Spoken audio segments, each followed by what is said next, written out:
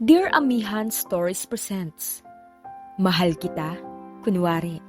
Written by Jasmine Jill.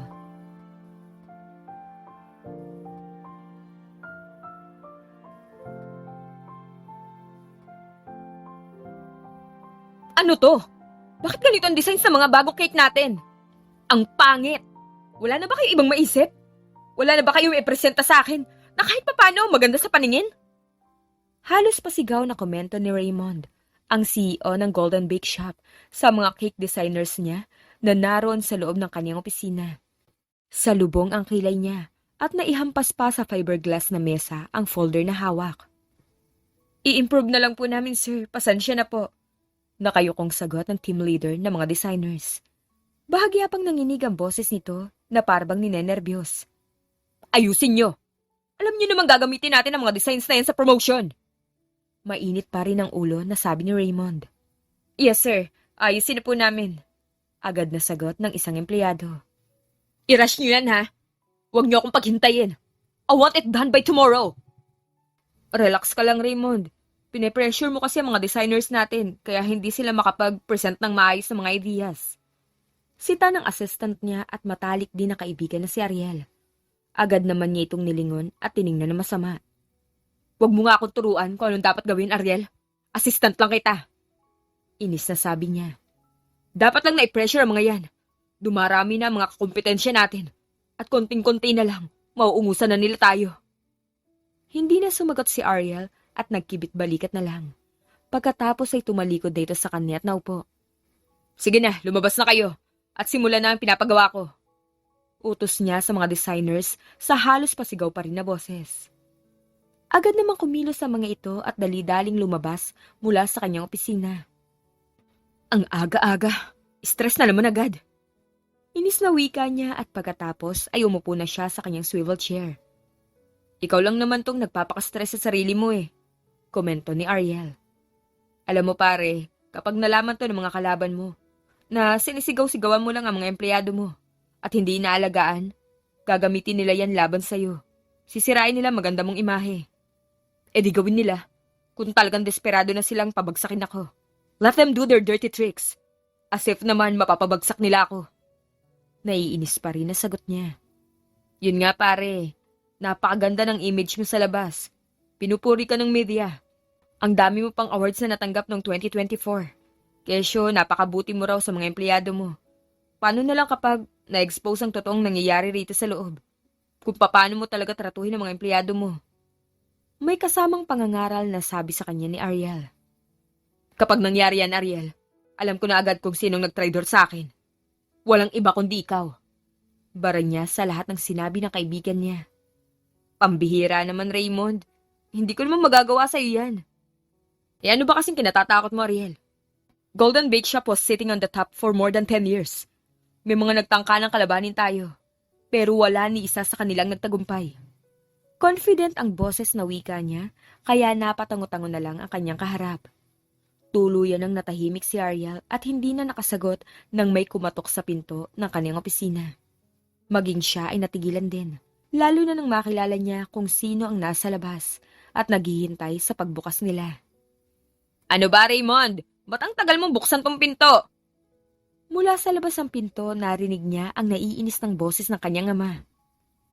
Ano ginagawa ni Daddy rito? Nagtatakang tanong niya kay Ariel. Ewan ko, wala naman siyang sinabi sa akin eh. Kibit-balikat namang sagot nito. Pagbuksan mo na dali, bago pa manggalaiti sa galit yan. Utos niya at nagmamadali namang sumunod si Ariel. Ano bang ginagawa niyo? Ang tagal bago niyo ako pagbuksan ng pinto. Salubong na ang kilay na wika ng ama niya na si Mr. Tirso Acosta. May dinidiscuss lang po ako kay Ariel, Dad. Agad niyang sagot dito. Ba't ho kayo napunta rito? May problema ba? O may kailangan ka po ba sa akin? Bakit hindi ka umuwi sa bahay? Imbes ay tanong nito sa kanya. Dad, di ba sinabi ko naman po sa inyo, may sarili na akong bahay. Kaya natural lang na doon na ako magstay. Nagpatayo pa ako nun, kung hindi ko naman titirhan, di ba? Katwiran niya at hindi naman ito umalma pa. May importante tayong pag-uusapan, kaya pinuntahan na kita rito sa opisina mo. Seryoso nitong wika pagkuwan. Ganun po ba? Sagot niya at pagkatapos ay sumanya siya kay Ariel. Agad naman kumilos ang assistant niya at lumabas. Anong pag-uusapan natin, Dad? Seryosong tanong niya nang makalabas na si Ariel. Hindi agad sumagot ang ama niya at sa halip, inilapag nito sa mesa ang isang folder. Dinampot niya yon at agad na tiningnan ang papeles na nakalakip doon. Nang makita na niya ay sakalang ito nagsalita. Siya si Shine Cabredo, anak ng business psycho na si Fermin Cabredo. Pagsisimula nito. Siya ang babaeng napili namin para sa'yo. Nakausap na namin ang mga magulang niya at nagkasundo na kami na ipakasal kayo sa isa't isa. Formal meeting na lang nating lahat ang kailangan para i-finalize ang usapan. What? Arranged marriage na naman? May pagkainis na reaksyon niya. Ilang beses na kasi yung ginawa ng kanyang ama at tinutulan niya, pero hindi pa rin ito tumitigil. Kung tama ang pagkakatanda niya, ay nasa pangwalo na yung babae na ipinapakilala nito sa kanya ngayon. Bakit, Raymond? Isasabotahin mo na naman ba? Agad na komento nito. Ikinalulungkot kong sabihin sa'yo, pero sa pagkakataong to, hindi na kita hahayaan pa. Matigas ang boses ng kanyang ama at parang may halo yung pagbabanta kaya hindi na siya nakipagtalo pa. Hinayaan na lang niya ito hanggang sa matapos ito sa pagsasalita. Binabalaan kita, Raymond. Huwag kang gagawa ng kahit na anong hakbang para isabotahe ang mga plano naming to. Para sa'yo. Wala kang ibang gagawin kundi makipag-cooperate sa akin. Pahabol pa nito sa kanya. Yes, Dad. Agad niyang sagot habang napapatango-tango pa. Good. Anito at pagkatapos ay tumayo na. Hindi na rin ito nagtagal sa loob ng kanyang opisina at umalis na. Napabugan na lang siya ng malalim na paghinga nang makalabas na ang kanyang ama. Naitapon niya rin ang ilang mga papeles na nasa ibabaw ng kanyang mesa dahil sa inis na nararamdaman. Bakit ba patuloy yung pinapakalaman ng buhay ko, Dad? Umalis na nga ako sa bahay at nagpatayo ng sarili ko para maranasan ko naman kung paano maging malaya. Hindi rin pala mangyayari. Himutok niya na sarili lang naman ang kausap. Yun din sana ang mga salitang gusto niyang iparating sa kanyang ama pero hindi niya nagawa kanina. Baka kasi kung saan na naman mapunta ang pag-uusap nila. Pagkuway tinawagan niya si Ariel at muling pinapasok sa opisina. Bakit pare? Anong sinabi sa'yo ng dad mo? Bakit pumunta siya rito ng personal? Agad na tanong ni Ariel nang magkaharap na ulit sila. As usual, tungkol pa rin sa arranged marriage. Ibang babae naman this time. Dismayado pa rin na sagot niya. Ayaw pa rin nila akong tigilan kahit umalis na ako sa mansyon. Anong gagawin natin ngayon? Ano pa? Di yung palagi nating ginagawa. Agad niyang sagot. Pupuntahan natin ang babae at kakausapin na huwag makipag-cooperate. Ganun ba? Babayaran mo kung kinakailangan. Anak ng business tycoon na si Fermin Cabredo ang napili nila this time. Seryosong sagot niya rito, kasabay ng pag-abot niya ng papeles na may nakalagay na detalye tungkol sa babaeng nakatakda niyang pakasalan. Her name is Shine Cabredo. Ang gawin mo ngayon, hanapin muna kung nasan siya. Tapos mag-isip ka ng pwede nating ipang-blackmail sa kanya para pumayag sa gusto kong mangyari. Sigurado kasing hindi mag-work sa kanya ang pag-alo ko ng bayad. Bilyonaryo ang pamilyang yan eh. Mukhang nag-level up ang parents mo ngayon ah. Ano kaya ang nasa isip nila at ang mga Cabredo ang napili nila? Malamang dahil sa gusto nilang mag-expand ang business. Agad niyang sagot kay Ariel. Sige na, kumilis ka na. Hanapin mo ang babaeng yan ASAP. Kapag nalaman mo na kung nasan siya, sabihin mo agad sa akin at pupuntahan natin. Agad ngang sumunod si Ariel sa utos niya. At wala pang 3 oras, may ipinakita na agad itong resulta sa kanya. Kasalukuyan siyang nasa isla ng Palawan. But here's the catch, pare. Mukhang hindi alam ng mga magulang niya na naroon siya. Pagre-report ni Ariel sa kanya. That's good to hear. Biglang nabuhayan ng loob na wika niya. Tara, puntahan na agad natin siya. Ngayon na agad? Kunot noong pagkukumpirma ni Ariel sa kanya. Hindi tayo pwede magsayang ng oras, Ariel. Kailangan maunahan natin sila. Aniya sa seryosong boses. By the way, impressive ang ginawa mo. Good work, Ariel. Marami akong koneksyon, pare. Kaya sisiw lang ang trabahong pinapagawa mo sa akin. Nagmamalaking sagot nito sa kanya. Okay, tara na. Magrenta ka na lang ng shopper para makarating agad tayo ron. Agad na sinunod ni Ariel ang utos niya. At hindi nagtagal, Nakarating na sila sa isla. Hindi rin sila nahirapang mahanap ang babae dahil nagkataon na ang napagtanungan nila ay ang kaibigan nito. Wala po akong kilalang Shine Cabredo. Sinusubukan pang magsinungaling ng babae, pero alam na ni Ariel ang tungkol dito. Kasama ang babaeng kaharap nila sa pagsasaliksik na ginawa ng kanyang assistant. Ikaw si Noreen Versosa, di ba? Matalik mo kaibigan si Shine Cabredo at nandito siya ngayon, nagtatago sa pamilya niya.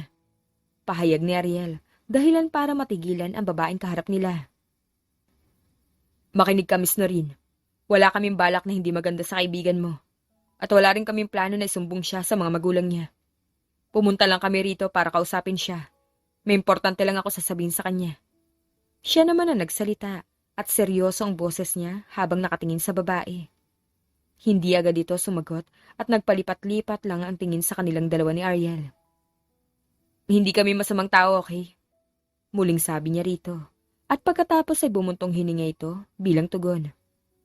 Sumunod kayo sa akin. Kalaunan ay sabi nito. Pagkatapos ay tumalikod na at nagsimulang maglakad.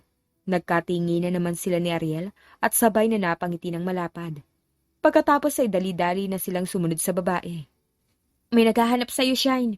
Mukha namang mababait na tao kaya sinamahan ko na rito. Wika ni Noreen nang makarating na sila sa isang bahay na yari sa kawayan at nipa lang ang bubong. Pag-uwi may lumabas na babae at humarap sa kanila. Nagtama ang mga mata nila at nasiguro agad niya na ito si Shine Cabredo. Mukhang nakilala rin agad siya nito, pero biglang sumama ang tingin sa kanya na para bang ayaw siyang makita. Hindi ito nagsalita at sa halip, hinila nito si Noreen patungo sa loob ng bahay kubo. Bakit isinama mo mga yan dito?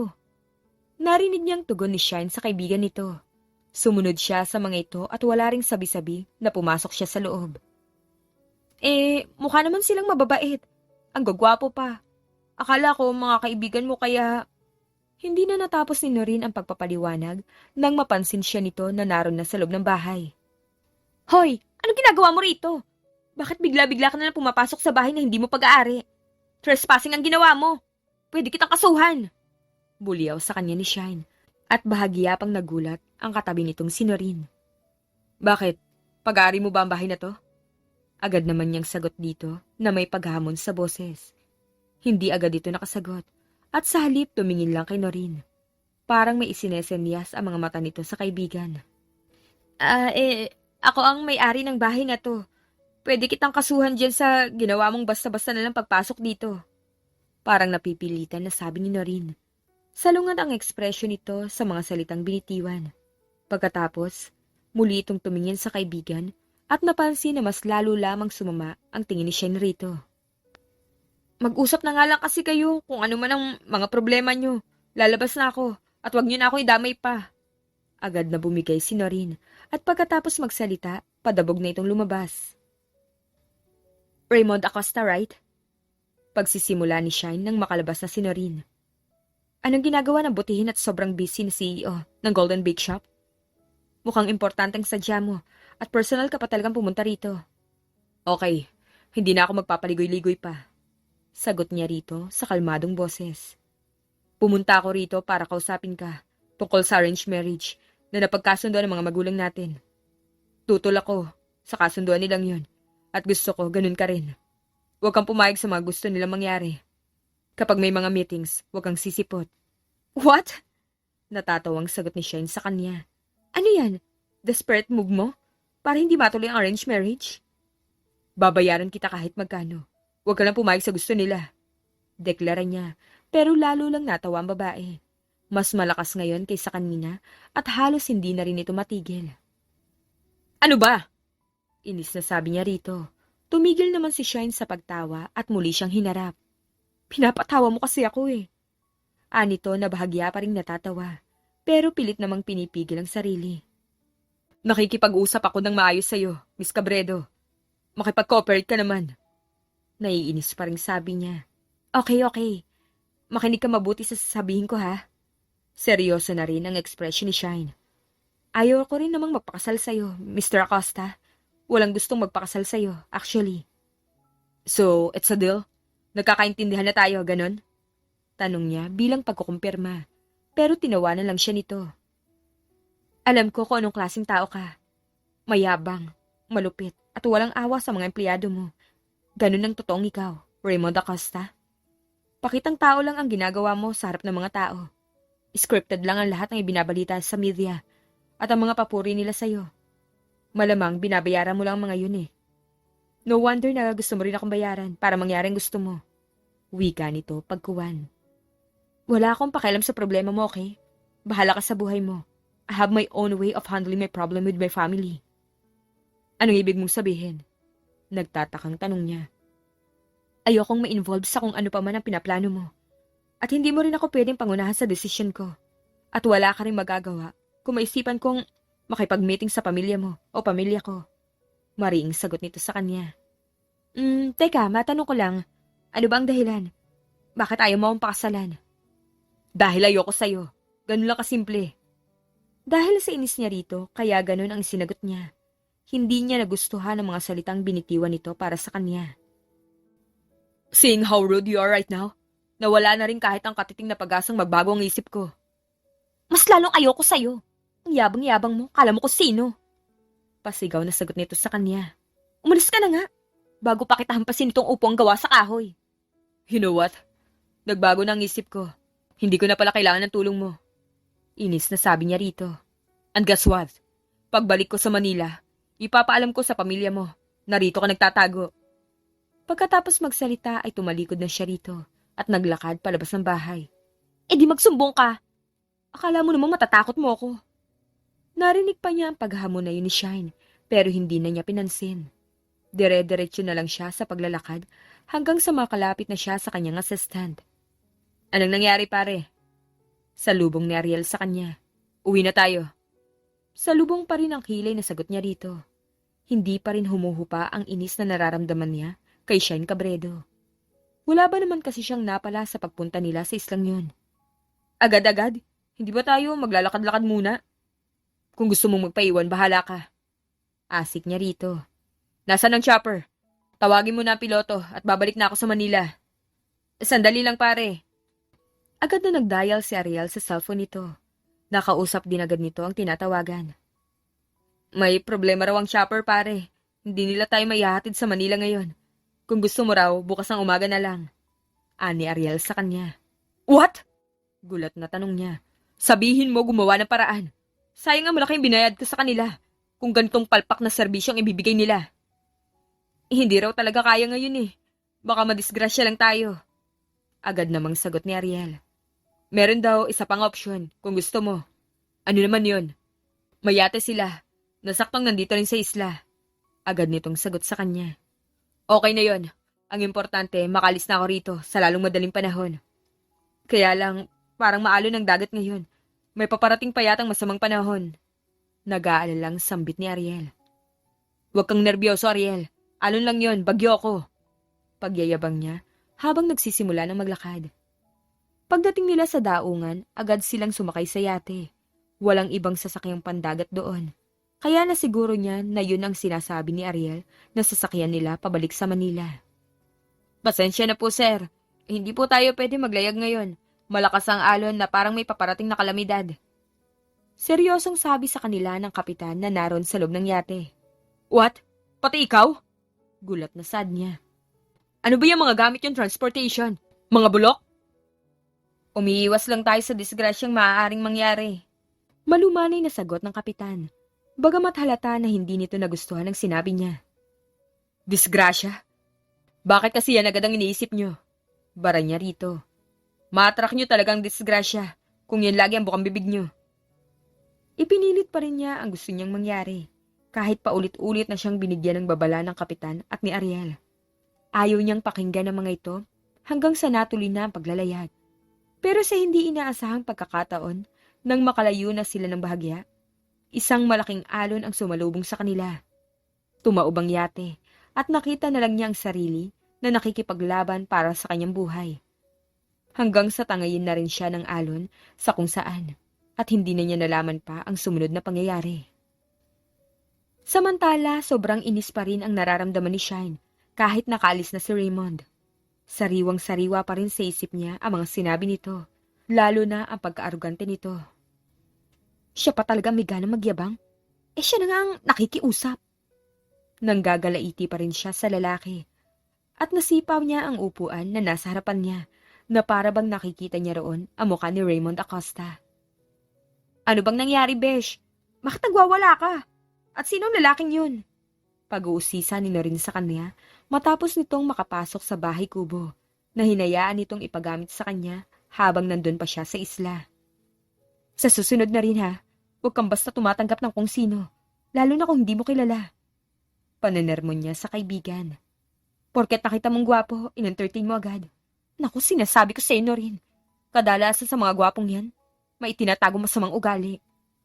Pasensya na, Besha. Nakalimutan ko na nagtatago ka nga pala rito. Hindi ko agad naisip na baka ipinadala sila ng parents mo para sunduin ka. Nakanguso pang sabi ni Noreen habang humihingi ng tawad sa kanya. At tama ka nga, Besh. May pagka-arugante nga yung isang lalaki. Sayang lang ang pagkagwapo niya.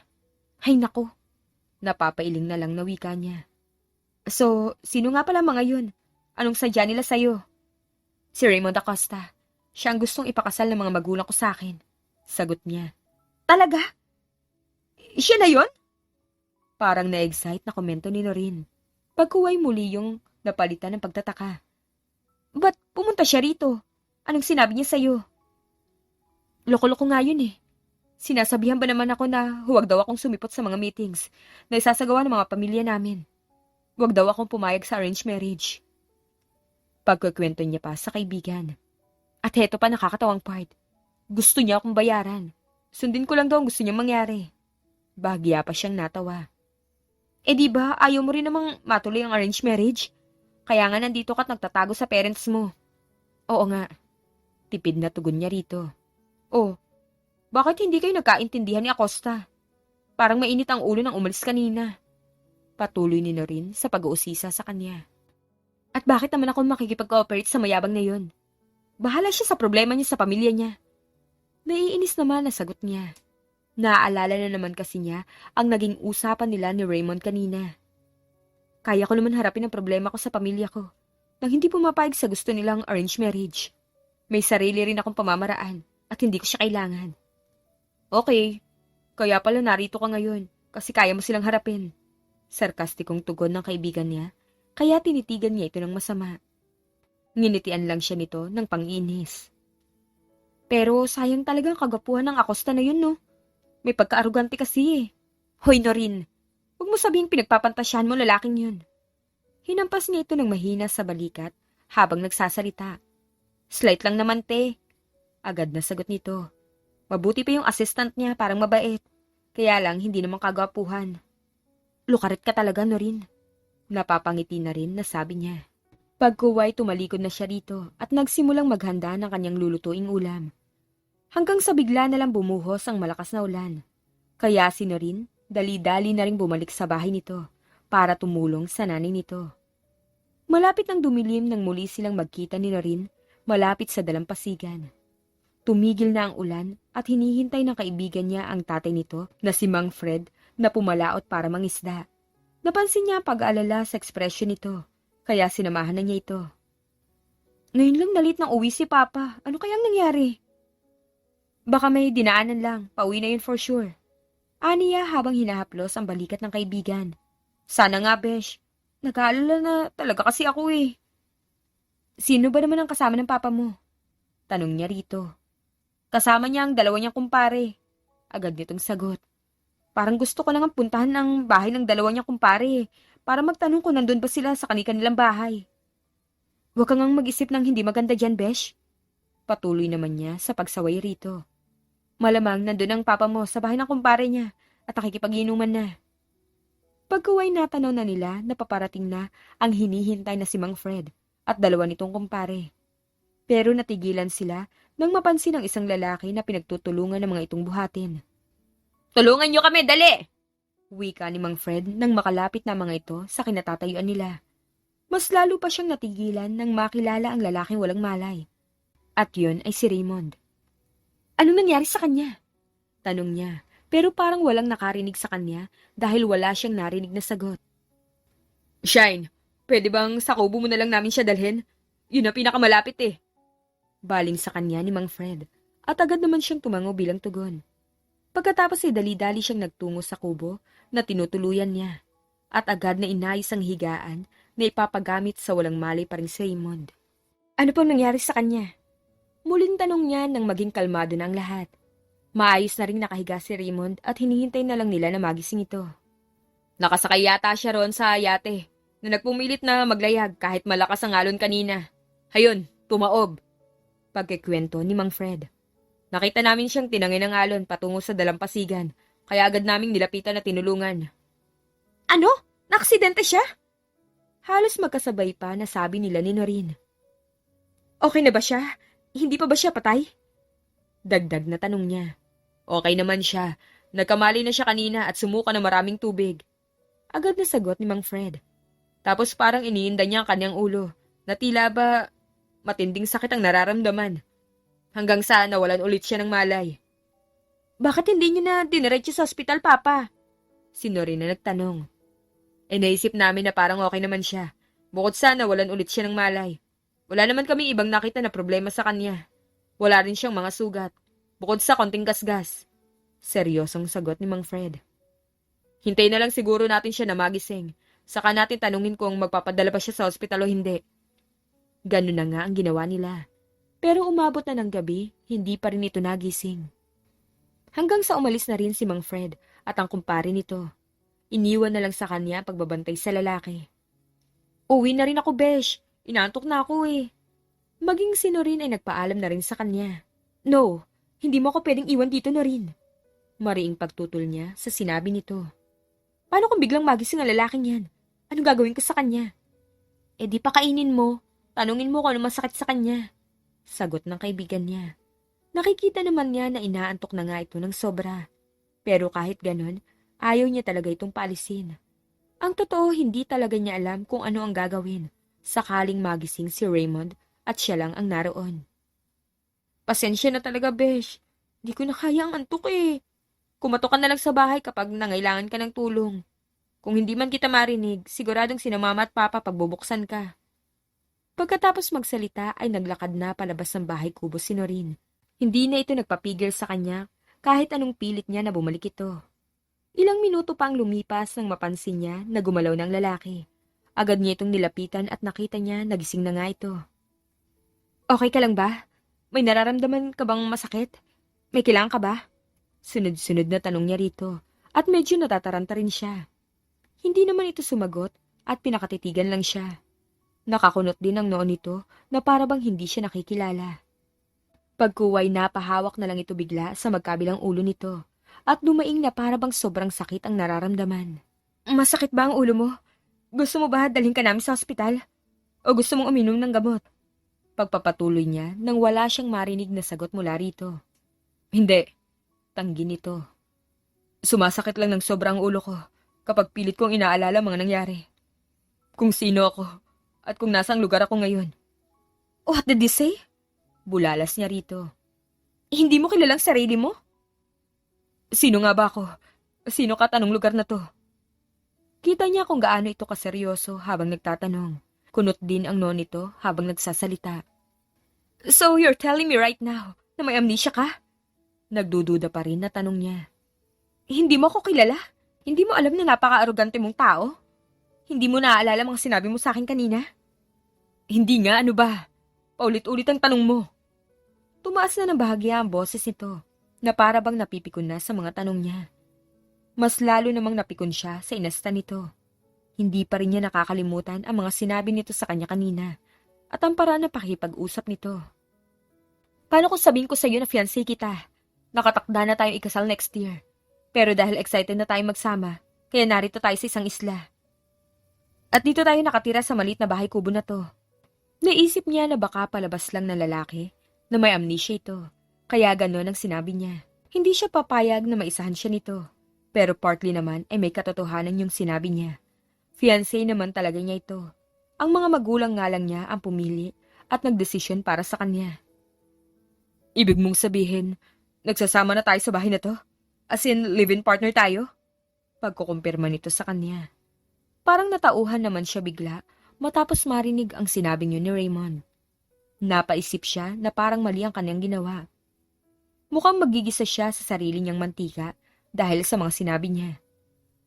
Magkasama nga tayo sa bahay na to, pero hindi naman gaya ng iniisip mo ang... Sandali siyang natigilan at napatingin sa inosenteng ekspresyon ng lalaki. Bakit ba nagpapaliwanag pa ako sa'yo? Mabuti pa kumain ka muna. Tapos pahinga ka na ulit.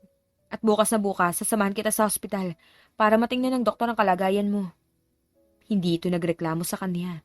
At sumunod na lang na parang napakaamong bata. Habang kumakain ito, hindi niya maiwasang mapatitig dito. Napaisip siya na kung ganito lang sana ito kabait nung nag-usap sila kanina, baka nagkasundo pa sila. Ganyan ka ba talaga kasweet na asawa? Narinig niyang tanong ni Raymond, dahilan para mapukaw ang atensyon niya. Palagi mo ba itong ginagawa? Tinititigan ako habang kumakain. Sinisiguro na lulunukin ko ang bawat pagkain na sinusubo ko. Natigilan siya at hindi agad nakasagot. Agad din siyang umiwas ng tingin dito at nagkunwaring iinom ng tubig. Ngayon lang to, kasi nauna na akong kumain sa'yo. Yun na lang ang sinagot niya rito. Pagkatapos, tumayo na siya at naglakad palayo. Inayos niya rin ang kanyang higaan at pagkatapos ay nahiga na siya. Pilit pa rin niyang tinitimbang ang sitwasyon. Iniisip kung ano ba talaga ang dapat niyang gawin. Pagkatapos kumain ni Raymond, ay hinugasan na rin ito ang pinagkainan. Pagkuway na upo ito sa sofa at nagmuni-muni. Marahil pinipilit nitong ibalik ang mga alaalang nabura sa isipan. Nakaidlip na siya nang mapansin niya na tumabi ito sa kanya sa pagkakahiga. Sinusubukan din itong yumakap sa kanya, kaya nagulat siya at naitulak pa ito ng bahagya. Muntik pa itong mahulog sa kama, kaya kahit papano ay nakonsensya siya. Anong ginagawa mo? Ba't nandito ka sa kama? Asik niya rito habang nanlalaki pa rin ang kanyang mga mata. Tumatabi sa'yo sa pagtulog. Takang-taka naman si Raymond habang nakatingin sa kanya. Parang hindi nito maintindihan kung bakit ginawa niya yon. Di ba sabi mo, naglilivin tayo? E di, natural lang na magtabi tayo sa pagtulog. At naisip ko rin na baka sa pamamagitan ng pagyakap ko sa'yo, kahit papano, may bumalik na kahit konting alala sa isip ko.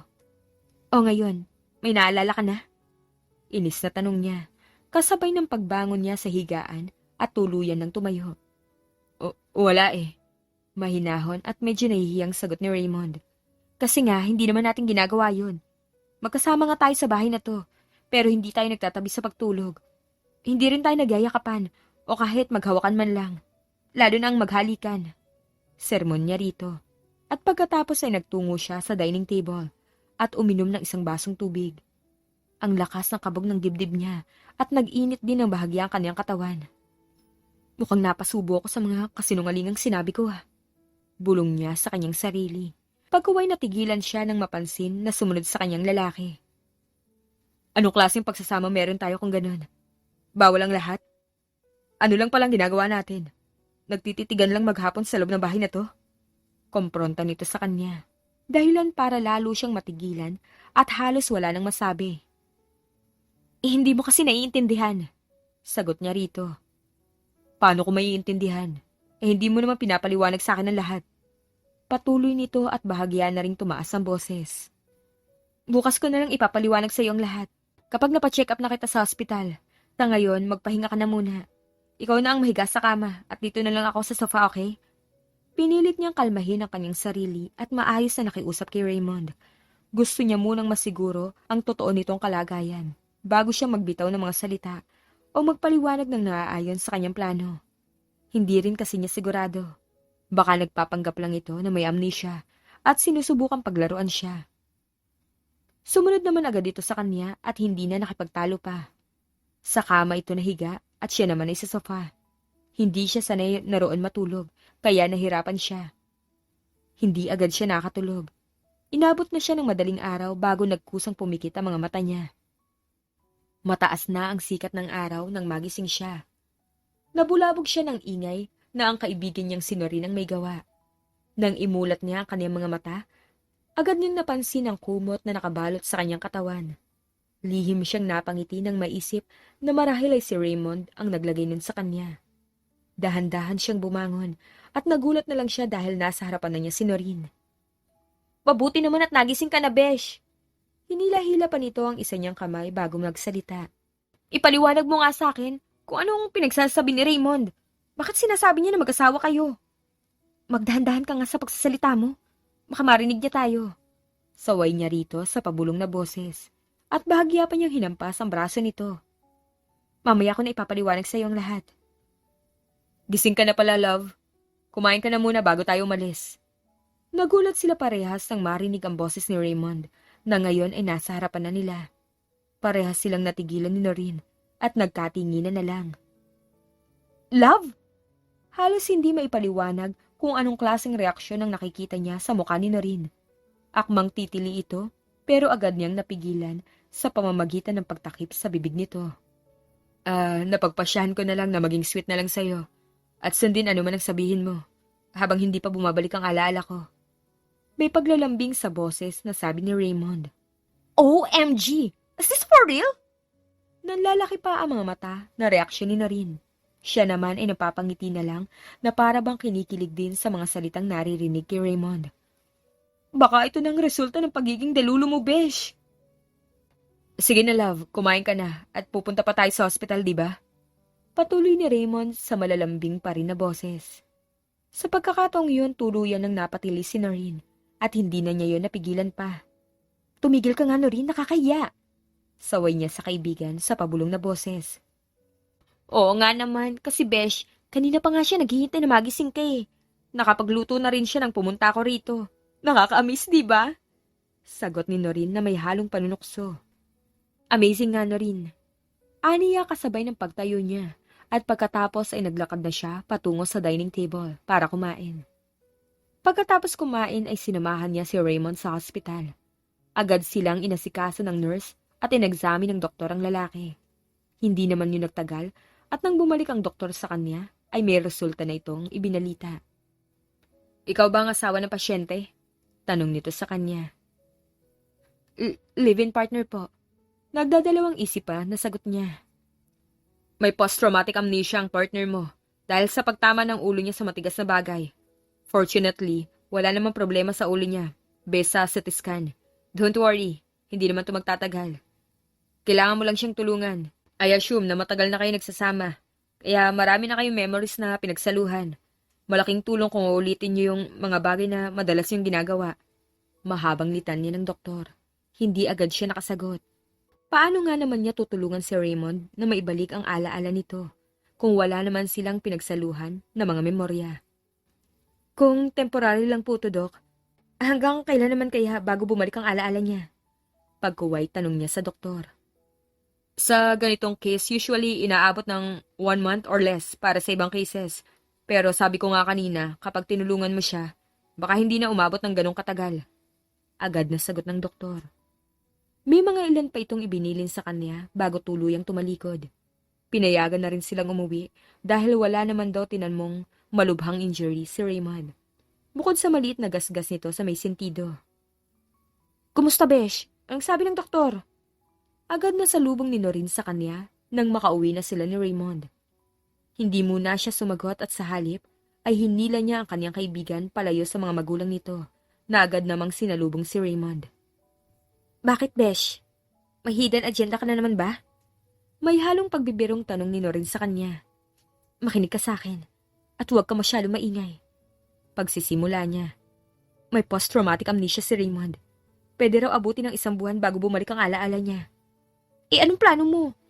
Agad na tanong nito sa kanya. Sa nakikita ko kasi sa'yo ngayon, parang may naiisip ka ng gawin. I want to keep him here. Habang hindi pa bumabalik ang alaala niya. Seryosong sagot niya na agad namang ikinabigla ng kanyang kaibigan. What? Bulala si Noreen. Ibig mong sabihin, papanindigan mo talaga ang kasinungalingan na sinabi mo kay Raymond? Na nagli-live-in na kayong dalawa? Hindi siya pwedeng bumalik sa pamilya niya na ganyan na kalagayan niya, Noreen. Siguradong sasamantalahin nila ang sitwasyon para masunod ang gusto nila na arranged marriage sa pagitan namin ni Raymond. Yun! Takot ka rin naman palang matuloy ang arranged marriage. May pahamon-hamon ka pa kay Mr. Acosta nun. Na kesyo hindi ka makikipag-cooperate sa kanya dahil may sarili ka ring pamamaraan na pagre-rebelde. May halong pang-asar na sabi ni Noreen. Iba naman kasi ang sitwasyon nun kaysa ngayon. Seryoso pa rin sagot niya. Pagkatapos ay nagpakawala siya ng isang malalim na buntong hininga. Wala namang problema sa akin, Besh. Alam mo namang suportado kita lagi sa kahit anong desisyon na ginagawa mo. Anito habang nakatingin sa kanya. Ang problema nga lang ay sila. Habang nagsasalita, ininguso nito ang mga magulang na papalapit sa kinaroroonan nila. Sinabi mo sa kanila? Pasimpleng pagkumpronta niya sa kaibigan at sa pabulong din na boses dahil ilang hakbang na lang, nasa harapan na nila ang mga magulang nito. Hoy, Shine! Ano tong nabalitaan namin na fiancé mo raw ang lalaking yun na iniligtas ni Fred at mga kumpare niya? Agad na kumpronta sa kanya ng ina ni Noreen na si Aling Glenda nang makalapit na mga ito sa kanila. Bakit hindi mo agad sinabi sa amin, iha? Si Mang Fred naman ang nagtanong. Inililihim po kasi namin ang aming relasyon. May iba kasing gusto ang mga magulang ko para sa akin. Pagsisinungaling niya. Ganun ba? Mahirap palang sitwasyon niyo. Mabuti na lang pala at nakita namin siya. Seryosong wika ni Mang Fred. Sige po, maiwan ko na po kayo. Pupuntahan ko na po si Raymond. Pagpapaalam niya sa mag-asawa. Besh, yung napag-usapan natin ha. Baling naman niya kay Noreen. Pinanindigan niya ang pagsisinungaling na yon. Hindi niya na muna iniisip ang mga consequences nun. Basta ang purpose niya, mapanatili niya roon sa isla si Raymond, hanggat hindi pa bumabalik ang alaala nito. Hi love, breakfast is ready. Yun ang palagi niyang naririnig mula kay Raymond sa tuwing gigising siya sa umaga. Nakangiti pa ito habang nagsasalita at punong-puno ng paglalambing ang boses. Pagbangon niya, nakikita niya na nakahanda na ang mga pagkain. Maghihilamos lang at pagkatapos ay ipagsasaluhan na nila ang almusal na inihanda nito. At sa buong isang linggo na ganun ang senaryo, hindi niya maiwasang makaramdam ng kilig. Nagdududa na tuloy siya sa kanyang sarili. Kung pareho pa rin ba ang dahilan, kaya hindi niya pa ito pinapakawalan. Para kasing nagkakaroon na ito ng puwang sa puso niya. Siya nga pala, love. Sasama nga pala ako kina Mang Fred sa pangingisda mamayang gabi. Pagpapaalam ni Raymond sa kanya, isang araw habang nag-aalmusal sila. Ha? Bakit? Gulat na sad niya. May pera pa naman tayo ah. Kung sa ulam naman ang iniisip mo, hindi naman tayo nawawalan. Gusto ko lang ma-experience, love. Sige na, payagan mo na ako. Pangungulit nito sa kanya na may kasamang paglalambing. Lumapit pa ito at tumayo sa likuran niya. Pagkatapos, hinawakan siya sa magkabilang balikat at marahan ding humalik sa likod ng leg niya. Naka-ponytail kasi siya, kaya naka-expose ang makinis at maputi niyang leeg. Para siyang nakuryente matapos maramdaman ang pagdamping niyon ng mainit na mga labi ni Raymond sa leeg niya. At ang init na yun, naglakbay sa buong parte ng katawan niya. Dahilan para matigilan siya habang ang puso niya ay tumitibok na ng napakabilis. Hindi naman niya ito magawang palitan o kahit umiwas man lang ito dahil may isang parte sa kanyang isipan na nagsasabing gusto niya ang ginagawang yun ng lalaki. Ano love? Papayagan mo ba ako? Muling tanong nito nang wala itong narinig na sagot mula sa kanya. Sige, pero siguraduhin mo na mag-iingat ka. Sagot niya rito matapos mapukaw ang kanyang kamalayan. Of course, love. Kahit hindi mo sabihin, talaga mag-iingat ako para sa'yo. Paniniguro nito sa kanya. Pagkuway bumalik na ito sa dating kinauupuan. Dapat lang, dahil kapag nabalitaan ko na may nangyaring hindi maganda sa'yo, nako, malalagot ka talaga sa akin. Pagbabanta niya rito, at inambaan pa niya ito kunwari ng tinidor na hawak. Napangiti lang ito ng malapad bilang reaksyon sa sinabi niya. Halatang kinilig din. Natuloy ang pagsama ni Raymond kay Mang Fred at mga kumpare ng matanda sa pangingisda. Kung noon wala lang sa kanya ang mga ginagawa ng lalaki, ngayon ay sobrang pag-aalala ang nararamdaman niya. Hindi siya nakatulog ng gabing yun at walang ibang ginawa kundi ang maghintay sa lalaki. Dahil alam naman niya na umaga na uuwi ang mga yun. Hanggang sa sumapit na ang 7:00 ng umaga, hindi pa rin nakakauwi ang mga to. Hindi na siya mapakali. At kung ano-ano na ang iniisip niya. Kaya naman pinuntahan na niya ang kaibigang si Noreen. Ano ba, besh? Natutulog pa ako eh. Reklamo ni Noreen na half asleep pa rin matapos niya itong puntahan sa kwarto nito at niyugyog ng niyugyog hanggang sa gumalaw at magsalita. Ano bang kailangan mo? Dagdag pa nito habang napapakamot sa ulo. Samahan mo ako sa daungan. Sundin na natin ang papa mo. Seryosong sagot niya. What? Gulat na sad ni Norin at napabalikwas pa ito ng bangon dahil sa narinig. Hindi ako mapakali, besh. Nag-aalala ako kay Raymond. Baka may mangyari masama ron. Kargo natin ang lalaking yun dahil nandito siya sa pangangalaga natin. Ayun, kaya naman pala. Wika ni Norin. Magtapat ka nga sa akin, besh. Ikaw ba? Nauhulog na sa Raymond Acosta na yon? Magbabago na bang desisyon mo ngayon at magpapakasal na sa kanya? Kompronta nito sa kanya. Huwag ka na magsalita na kung ano na dyan. Pwede ba? Samahan mo na lang ako. Imbis ay sagot niya rito. O baka natatakot ka na mauntog si Raymond, tapos biglang bumalik na lang ang alaala. Pagpapatuloy ni Norin, pero hindi pa rin niya ito sinagot. Sa halip, sinimulan na niya itong hilahin para bumangon na. Hindi ko nga alam, besh. Basta, nag-aalala ako sa kanya ng sobra. Kagabi hindi ako nakatulog, kakaisip sa kanya. Ganun. Hindi ako sigurado kung in love na nga ba talaga ako sa kanya. Basta, hindi ko may paliwanag ang nararamdaman kong ito mga nakaraang araw eh. Namimiss ko siya kapag hindi ko siya nakikita. Kinikilig naman ako kapag kasama ko siya at nag-e-effort siya ng kung ano-ano. Napilitan na siyang aminin kay Norin ang totoo niyang nararamdaman. I think you're in big trouble now, besh. In love ka na nga kay Raymond. Napapatili pa si Norin habang nagsasalita. Malapad din ang ngiti nito pero kalaunan nawala rin at biglang nalungkot. Kaya lang, ang lalaki na kakasama mo, hindi naman talaga ang tunay na Raymond Acosta. May amnesia siya, besh.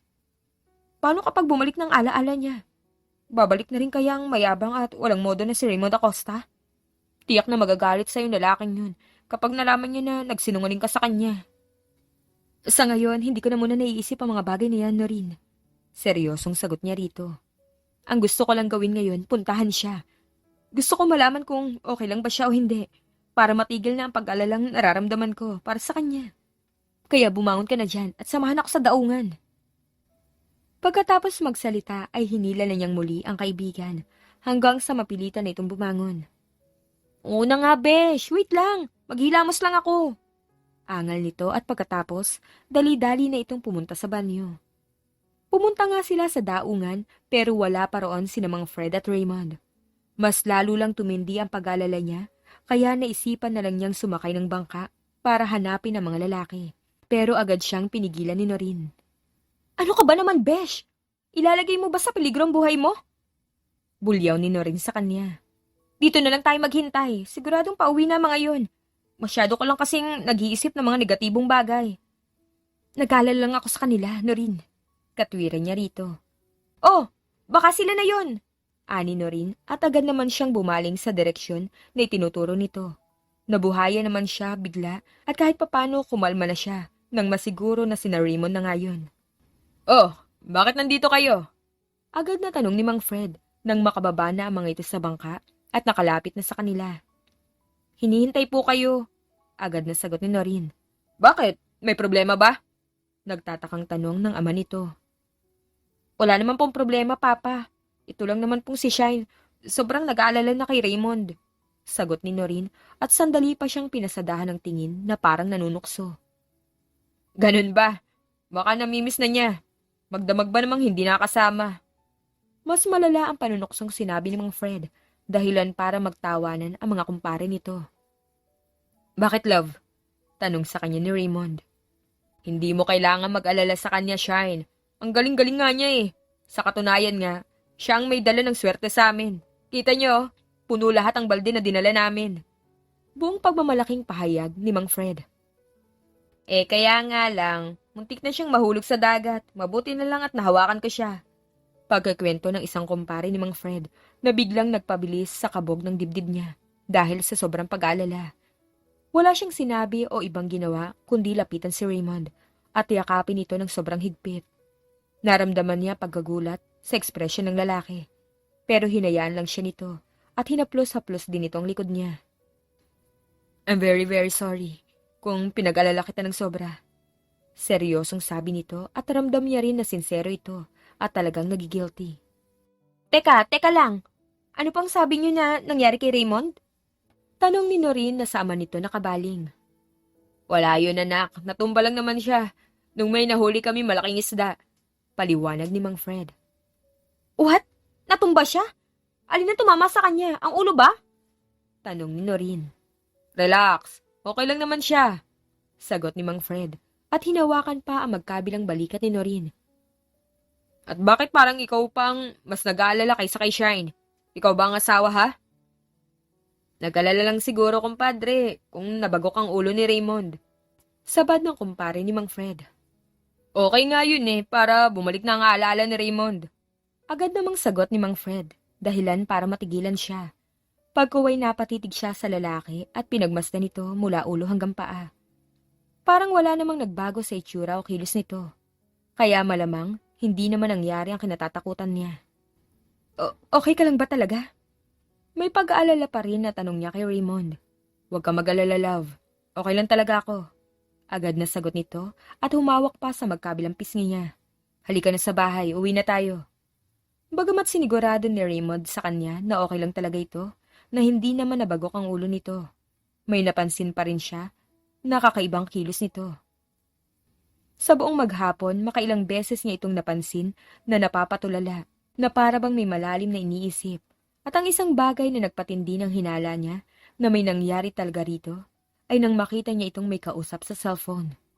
Malalim na ang gabi at nakahiga na siya sa kama. Akala niya ay natutulog na rin ito, pero nang bumangon siya para uminom ng tubig, nakita niya ang seryoso nitong ekspresyon habang may kausap sa cellphone.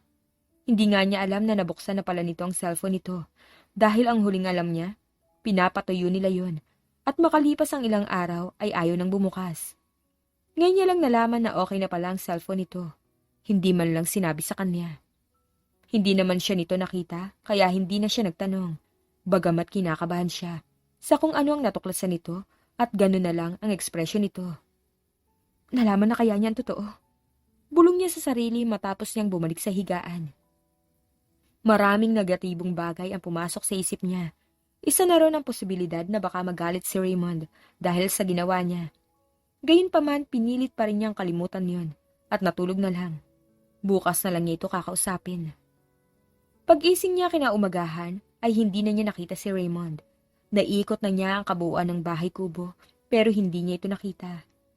Nagtaka rin siya dahil wala itong hinandang pagkain sa mesa gaya ng lagi nitong ginagawa. Biglang bumilis ang kabog ng dibdib niya dahil sa kabang nararamdaman. Hindi naman niya isinantabi ang posibilidad na baka sumama ulit ito sa pangingisda. Kaya dali-dali siyang nagtungo sa bahay ng kaibigan niyang si Noreen. Nakalimutan mo na bang linggo ngayon, Besh? Hindi pumapalaot si na Papa kapag linggo. Nasa palengke siya at sinamahan si Mama. Sagot ni Noreen sa kanya nang tanungin niya ito kung umalis ba ang papa nito. Oo nga pala. Nasambit na lang niya matapos mapagtanto ang tungkol sa bagay na yon. Kung ganun, nasan si Raymond? Si Raymond? Saad ni Noreen. Nakita mo ba siya, Noreen? Wala na siya sa bahay pagising ko kanina. Hinawakan pa niya ang baraso nito habang nagtatanong. Natigilan naman ito na para bang may alam nga ito. Pasensya na, Besh. Kung hindi ko agad sinabi sa'yo. May kinuwento kasi sa amin si Papa kagabi. Tungkol sa nangyari kay Raymond. Pagtataka ni Noreen. Ano yun, Noreen? Sabi mo na sa akin. Nagmamadaling tanong niya at hinawakan pa niya ito sa magkabilang balikat at pilit na iniharap sa kanya. Nauntog daw talaga ang ulo ni Raymond at pagkatapos nun, natahimik na lang daw to bigla. Nung tinanong ni Papa kung may naaalala raw ito tungkol sa pagkatao nito, ang sagot, meron na raw, pero hindi pa lahat. Nagulat siya at natigilan matapos marinig ang pagkakwentong yun ni Noreen. Kung ganun, totoo nga na bumalik na ang alaala ni Raymond at malamang bumalik na ito sa pamilya nito sa Manila. Ang tanong na lang niya ngayon, kung nagalit ba ito sa ginawa niyang pagsisinungaling. Malamang hindi nagustuhan ni Raymond ang ginawa mong pagsisinungaling sa kanya, kaya bigla na lang siyang umalis nang hindi man lang nagpapaalam kahit sa amin ni na Papa. Pahayag ni Noreen na hindi naman niya tinutulan. Ganon din naman kasi ang nasa isip niya. Sino ba naman kasi ang matutuwa kapag nalaman mo na pinaglaruan lang ang damdamin mo ng isang taong nagpakilala na fiancé mo? Dagdag pa nito, na obvious naman na siya ang pinatatamaan. Pero hindi niya ito pinatulan. Sa halip, dali-dali siyang tumayo at tumalikod dito. Susundan ko siya sa Manila. Kailangan namin mag-usap. Nagmamadaling sabi niya. At pagkatapos, naglakad na siya palabas. Sinundan naman siya nito hanggang sa makarating na sila sa bahay kubo na tinutuluyan niya. Sigurado ka na ba talaga? sa gagawin mo, besh. Pangungulit ni Noreen sa kanya. Ngayon lang ako naging ganito kasigurado sa desisyon ko, Noreen. Sagot niya at pagkuway tumigil muna sa ginagawang pag-iimpake ng mga importante niyang gamit at humarap sa kaibigan. Ngayon lang din ako nakaramdam ng ganito. Gusto kong ipaglaban ang isang bagay na gustong-gusto ko maging akin. Napatili ng malakas si Noreen. In love ka na nga, besh! I'm so happy for you! Sabi pa nito. Pero kalaunan, bigla na lang itong nalungkot. Kaya lang, ang ibig sabihin nito, alis ka na at hindi na babalik dito. Nakanguso pa ito habang nagsasalita. Huwag ka mag-alala. Kapag naging maayos ang pag-uusap namin ni Raymond, bibisita agad kami rito. At baka itong isla rin ang maging venue namin sa kasal kung sakali. Sagot niya rito habang nakangiti. Wow! Sana talaga matuloy. Malapad ang ngiti na wika ni Noreen. Halatang sobrang na-excite sa narinig na yon mula sa kanya. Paano pala pag hindi naging okay ang pag-usap niya ni Raymond? Biglang bawi nito. Kasabay ng bigla na namang paglungkot ng ekspresyon nito. Di babalik ako rito para magtago ulit. Sigurado kasi na maghahanap na naman ang parents ko ng lalaki papakasal sa akin. Malungkot din ang ekspresyon na sagot niya. Pagkatapos, nagpatuloy na siya sa pag-empake. Hindi siya nag-aksaya ng oras at agad na bumiyahe pabalik sa Manila. Hindi niya alam kung saan ang bahay ni Raymond, pero alam niya kung saan ang opisina nito. At dahil sa kagustuhang makita at makausap ito, ay roon na muna siya nagpahatid sa sasakyan na nirentahan pagdating sa Manila. Pagdating sa tapat ng building na pag-aari ng mga Acosta, agad siyang bumaba mula sa kotse. Sakto namang kalalabas lang ni Raymond ng building at marahil ay patungo ito sa kotse nito, kaya nagkaharap sila. Nagulat pa ito at nagmistulang estatwa mula sa kinatatayuan nito nang makita siya. Mukhang hindi nito inaasahan ang presensya niya ron. Pwede ba tayo mag-usap? Malumani ang boses na tanong niya matapos niyang makalapit dito. Pagising ko kasi wala ka na, kaya naisip ko na baka bumalik na ang alaala mo at nandito ka na ulit sa Manila. Tama ka, Michelle Cabredo. Bumalik na ang lahat ng alala ko. May diin ang bawat salitang binitiwan ni Raymond. Kung ganon, alam mo nang... Pumunta ka ba rito para magpaliwanag? Kompronta nito sa kanya, kaya hindi na niya naituloy ang sinasabi. Parang galit nga talaga ito sa kanya, base sa ekspresyon nito na nakikita niya. Patawarin mo ako kung... Hindi niya natuloy ang sinasabi nang may biglang humintong sasakyan sa tapat nila. Bilisan mo na, Raymond! Hindi tayo pwedeng mahuli sa meeting. Importante yon. Mula sa loob ng kotse, nakita niya ang ama ni Raymond na agad na nagsalita matapos itong buksan ng sasakyan. Wala ring sabi-sabing sumunod ang lalaki at pumasok doon. Pagkatapos pinaharurot na ng driver ang sasakyan. Naiwan siya rong nakatayo at walang ibang nagawa kundi ihatid ng tanaw ang papalayong sasakyan. Ngayon ay wala na siyang ibang choice kundi bumalik sa mga magulang niya at makipagayos sa mga ito. Gagawin na rin niya ang matagal nang gustong mangyari ng mga ito na para lang naman daw sa kinabukasan niya. Is that you, Shine? Bahagya pang nagulat ang mami niya nang makita siya nito. Agad din siyang niyakap nito at hinalikan sa pisngi. Mukhang namiss siya nito ng sobra, kaya ngayong nagkita ulit sila, labis sa pananabik ang nararamdaman nito.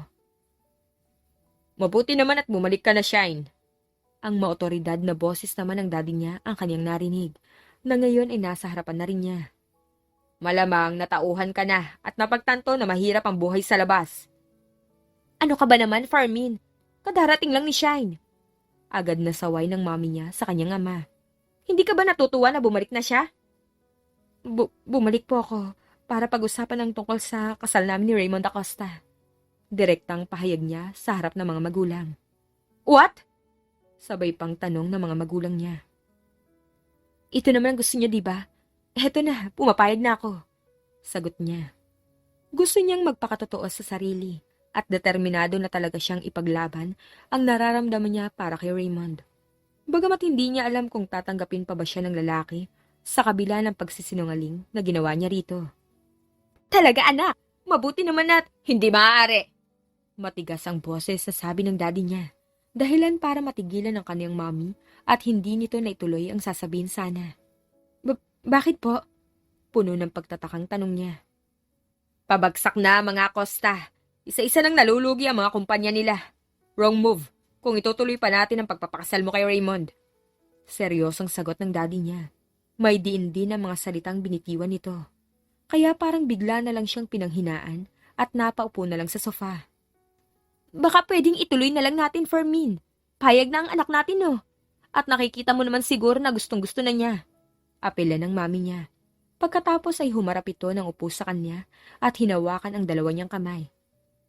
Tell me, anak, anong magandang nangyari sa'yo at bigla na lang nagbago ang isip mo? Oo nga, Shine. Nung sinabi namin na magpakasal ka kay Raymond Acosta, tumutol ka at humantong pa sa paglalayas mo at pagtatago sa amin. Ngayon namang sinabi ko sa'yo na hindi na matutuloy ang kasal, parang pinagsakluban ka naman ng langit at lupa, yung mundo mo, dahil sa pagkadismaya. Kompronta naman sa kanya ng ama. Raymond and I met in an island kung saan ako nagtago. Things happened until I fell in love with him. Pagkikwento niya sa mga magulang. Napansin niya rin ang tuwa sa ekspresyon ng kanyang ama, kaya kahit papano, nakahinga siya ng maluwag. Tingnan mo ang anak natin, Fermin. In love na siya. Hindi ka man lang ba natutuwa sa kanya? Nasisiyahang sabi ng mami niya. Hindi pa rin makakabuti sa pamilya natin ang pagkakaroon natin ng ugnayan sa mga Acosta. Hindi po ba pwedeng tulungan na lang natin sila makabangon? Sumabad na agad siya kahit hindi pa tapos magsalita ang kanyang ama. Okay. Sabihin na nating tutulungan natin sila. Hindi naman yung big deal sa atin, actually. Kaya kong ibangon ang mga negosyo nila kung gugustuhin ko. Naupo na rin sa tabi niya ang kanyang ama habang nagsasalita ito. Please do it, Dad. Pakiusap niya sa ama. Ang problema kasi, nawala na ang paghanga ko kay Raymond Acosta. Napalitan na ng disappointment. Alam mo kung bakit? Seryosong pahayag nito habang nakaharap sa kanya. Siya ang dahilan kung bakit bumabagsak na ang kumpanya nila. Matagal siyang nawala. Inabando na niya ang kanyang pamilya at mga negosyong hawak. Kahit alam niyang nasa brink sila ng pagkalugmok. Dahil sa pansariling dahilan. Naiintindihan mo ba ako, Shine? Irresponsable at makasariling tao si Raymond. Anong ibig mong sabihin, Dad? Kagaya mo, nagrebelde rin niyang si Raymond sa pamilya niya. Pero ang malala sa part niya, isinama pa niya ang girlfriend niya di umano sa kanyang pag-alis. Imagine that. Ipinagpalit niya ang lahat para lang sa isang babae. Tapos ngayong nagkalabuan na sila ng babae, bigla siyang babalik sa pamilya niya. Kaya lang, huli na ang lahat. Dahil palugi na ang mga negosyo nila. Kung ano-ano ring isyong lumabas. Kesyo masama ang ugali niya at ibang imahe ang pinoportray ng media. Kaya naboboykot sila ngayon. Napapailing pa ang ama niya habang nagkikwento sa kanya. Hindi po totoo yan, Dad. Agad siyang umangal sa mga narinig na puro lang naman kasinungalingan. Sino po nagpakalat ng fake news na yan? I think, nagsimula sa kalaban nila sa negosyong impormasyon. Medyo nakakaduda pero nakita raw nila mismo si Raymond. Although ayaw naman sabihin kung saang lugar. Sagot ng kaniyang ama. Sinisiraan lang po si Raymond ng mga kalaban nila, Dad. Giit niya sa marina boses. Hindi natin sigurado, bastang sabi nakita raw nila si Raymond sa isang isla. Masaya at parang wala man lang iniisip na problema. Pagpapatuloy ng kaniyang ama. Although wala namang picture na ipinakita, kaya lang, alam mo naman ang social media ngayon. Ako ang kasama ni Raymond sa islang yun, Dad. Ako ang may kasalanan kung bakit nangyayari to sa pamilya nila. Ako ang dahilan kung bakit lalo silang bumabagsak ngayon. Anong ibig mong sabihin, anak? Magpaliwanag ka nga sa amin? Puno ng pagtatakang tanong ng kanyang ina. Naaksidente si Raymond sa islang yun kung saan ako nanirahan, Dad, Mom. Pinuntahan niya ako ron para kumbinsin na huwag pumayag sa arranged marriage. Kaya lang, nung pabalik na siya dito sa Manila, tumawbang yate na sinasakyan nila. Nagkaroon siya ng amnesia. At dahil sa pagiging makasarili ko, nagsinungaling ako sa kanya na may relasyon kami at nagsasama sa islang yun. Pagkikwento niya sa kanyang mga magulang. What? Halos hindi makapaniwalang sambit ng kanyang ina. I can't believe myself either, Mom. Pero sa mga panahong yun na magkasama kami ni Raymond, nahulog ang loob ko sa kanya. Naiiyak nang sabi niya. Narinig mong sinabi ng anak natin, Fermin. Baka pwede mo itong gawa ng paraan. Baling ng kanyang ina sa daddy niya. Pinagmasdan naman siya ng kanyang ama, pagkatapos ay hinaplos-haplos ang buhok niya na para bang natutuwa sa nakikita nito sa kanya. Okay. Ako na ang bahala. Napapangiting sagot nito kalaunan. Sisiguraduhin ko rin na matutuloy ang kasal niyo ni Raymond Acosta. Gumawa nga ng paraan ng daddy niya para sagipin ang mga negosyo ng pamilya Acosta. Ginawa nitong dahilan ang arranged marriage na napag-usapan para matulungan ang daddy ni Raymond at mangyari ang pakikipag-partnership nito sa mga negosyo. Kaya ko naman sanang ayusin ang problema ng pamilya namin, pero salamat pa rin sa tulong niyo. Seryosong sabi ni Raymond nang sa wakas ay muli na silang nagkaharap. Pero this time, maayos ng lahat. Wala na silang pinagtataguan at nagpapakatotoo na rin sila sa mga nararamdaman nila. Iniisip ko nga kung sapat na ba talaga ang pakasalan ka para makabawi kami sa inyo. Of course, hindi pa sapat yun. Agad niyang sagot dito. Hindi naman kasi nagtatapos sa kasalan ng lahat. Umpisa pa lang yun actually. Kailangan mo pa akong alagaan at mahalin ng buong puso. Sa hirap man o ginhawa. Walang hanggan ang pagmamahal na iaalay ko sa iyo, love. Puno ng paglalambing na wika nito at naramdaman na lang niya na parang namumula ang kanyang pisngi matapos maaalala ang mga sandali nung nasa isla pa sila. I'm sorry kung... Shh, hindi mo kailangang mag-sorry sa akin, love. Sobrang grateful nga ako dahil inaalagaan mo ko nung nasa isla pa tayo. Pinutol na nito ang sinasabi niya at nagsalita na agad ito. Hindi kaya, pinahirapan nga kita nung nandun pa tayo. Nakangusong sagot niya. Ilang sandali pa'y nakatanggap ng mensahe si Raymond. Natagpuan na raw ang assistant nito na si Ariel na pinapahanap nito. Nandun daw sa katabing isla kung saan sila na-aksidente noon. Nagkakamali pa lang daw ito matapos makomatos ng lampas isang buwan. Kasama nito sa hospital ang piloto ng yate.